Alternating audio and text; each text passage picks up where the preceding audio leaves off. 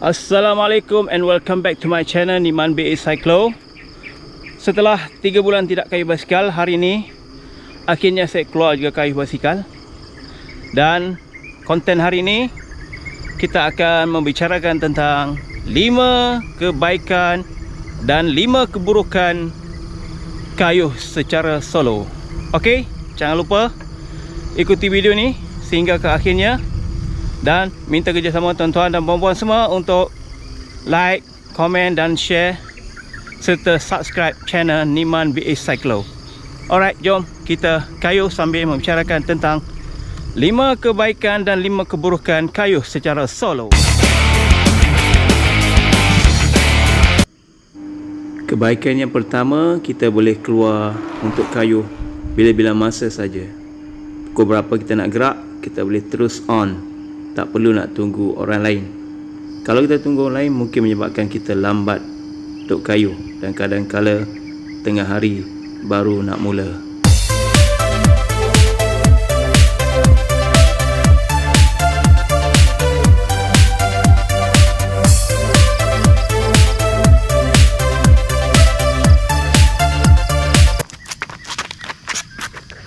Kelebihan yang kedua, kalau kita kayuh solo ni, kita boleh ikut mana saja jalan yang kita suka. Sama ada jalan berbatu, jalan off-road, jalan denai, jalan raya dan sebagainya, terpulang pada kita. Sebab kita yang kontrol diri kita sendiri dan tidak ada orang lain yang boleh mempengaruhi kita ataupun menyebabkan kita terpaksa ikut mereka. Maklumlah kalau kita beramai-ramai kan dalam kumpulan, kita terpaksa lah ikut kata sepakat kan. Kata ramai, kalau nak ikut jalan tu je lah. Kita tak boleh suka hati tukar jalan kan. So itulah kelebihan kedua, kita boleh pergi ke mana saja jalan yang kita kendaki.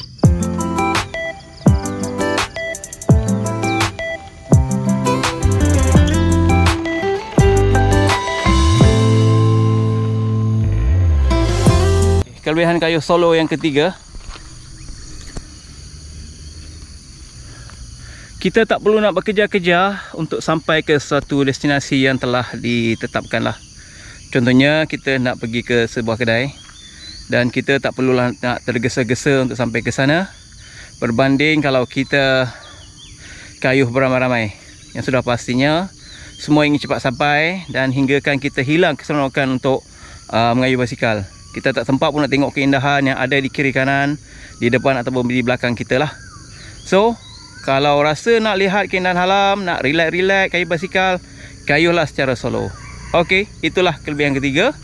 Kita tak perlu tergesa-gesa untuk sampai ke satu destinasi yang kita tetapkan.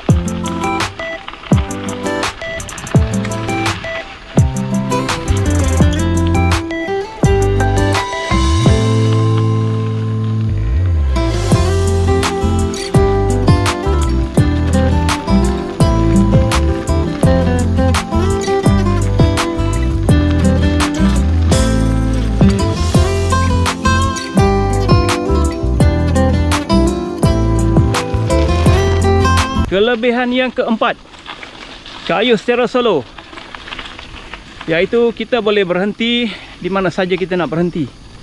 Tak semestinya kita berhenti di tempat yang telah kita setujui, di pit stop tertentu yang telah kita kenal pasti. Kalau kita kayuh solo, di mana-mana pun kita boleh berhenti lah. Di tepi jalan kan, kalau jumpa kawasan cantik, kita boleh berhenti sekejap, berehat, ambil gambar, buat rakaman video dan sebagainya. Tapi kalau dengan kawan-kawan, kita tak sempat nak buat semua tu. Kita hanya perlu berhenti di tempat yang telah disetujui saja. Kalau kita berhenti, maklum, maknanya kita akan ditinggalkan. Dan kalau ditinggalkan, memang tak syok lah kayuh basikal ni.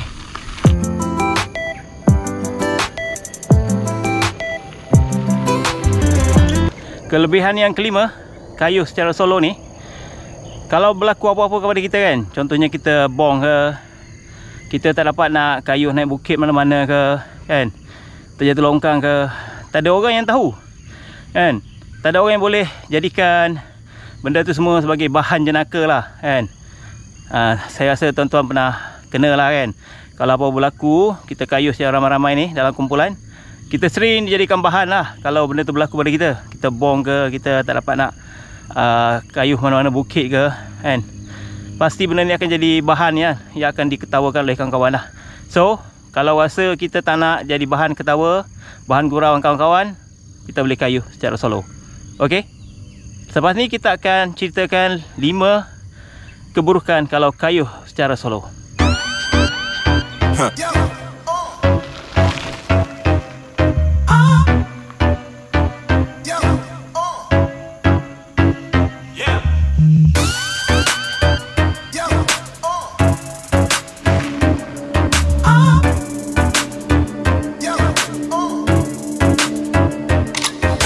Dari segi kelemahan kayuh solo ni, yang pertama, ancaman keselamatan.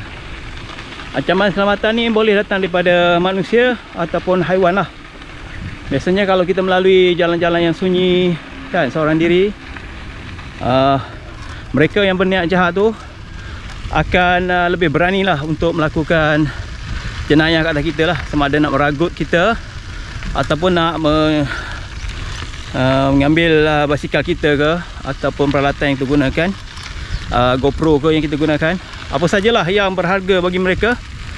Dan dari segi ancaman haiwan liar pula, terutamanya kalau penunggang MTB kan, kalau macam saya lah selalu layan trail dalam hutan, dalam kebun sawit seorang diri, ancaman boleh datang daripada babi hutan dan juga haiwan-haiwan berbisa lain lah. Jadi itulah kelemahan yang pertama bila kita kayuh solo, ancaman keselamatan.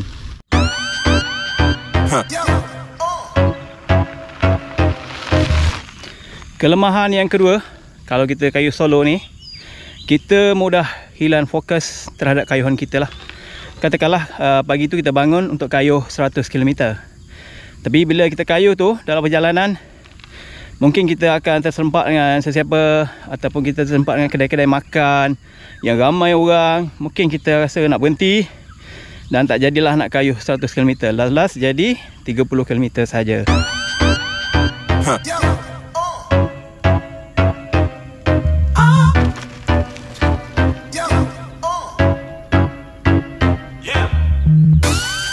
Kelemahan kayuhan solo yang ketiga ialah kita tak dapat nak tingkatkan prestasi kayuhan kita lah.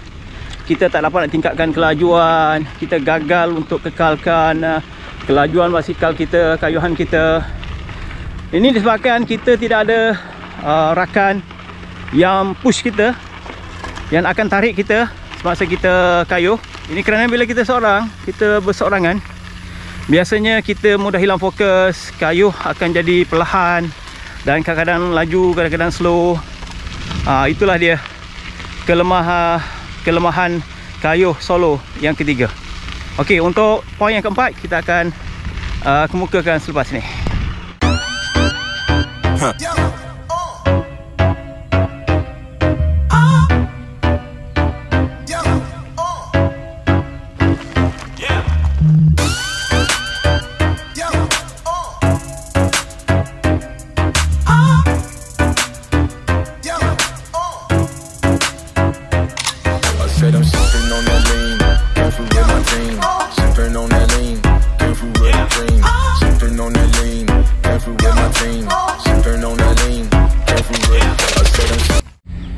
Okey, kelemahan kayuh solo yang keempat ialah kita tidak ada orang yang boleh membantu kita sekiranya kita berhadapan dengan masalah kerosakan pada basikal.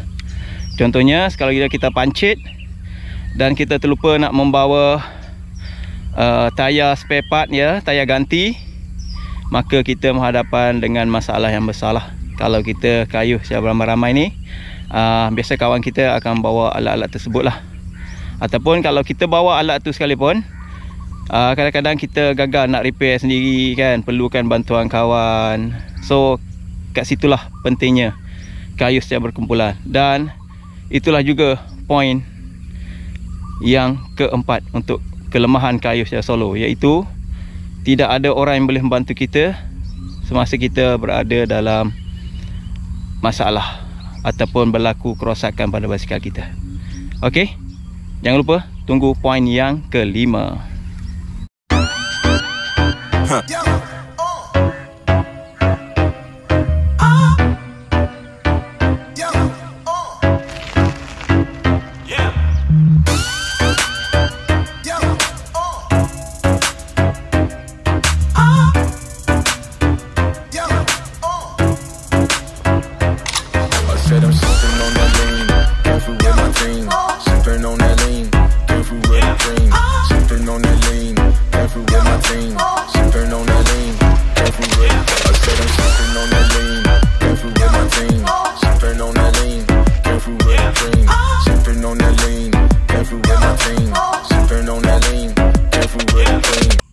Okey, kelemahan yang kelima. Sekiranya kita kayuh solo, terutamanya kepada riders MTB yang selalu masuk ke dalam teri-teri hutan dan sebagainya, kelapa sawit dan sebagainya, risikonya anda mungkin sesat. Ini berlaku kerana biasanya dalam hutan tu kita bila bersorangan, kita akan lalai, kita lupa jalan yang pernah kita masuk, dan ini boleh menyebabkan kita sesat dalam hutan. Jadi sebaik-baiknya anda kayuhlah secara berkumpulan di tempat yang sesuai untuk berkumpulan, manakala kayuhlah secara solo untuk kawasan-kawasan yang sesuai untuk kayuhan solo. Okey, walau bagaimanapun, segala kebaikan dan keburukan kayuh solo ni terpulang kepada kita semua yang membuat anggapan dan penilaian. Tak semestinya buruk bagi saya, buruk juga bagi anda. Mungkin apa yang saya kata buruk tu adalah kebaikan dari perspektif anda, jadi terpulanglah kepada penilaian kita masing-masing. Okey, jangan lupa like, komen dan subscribe video yang saya buat naik dalam YouTube ni. Okey, sekian, terima kasih. Jumpa lagi di lain video.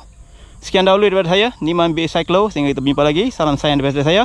Bye bye.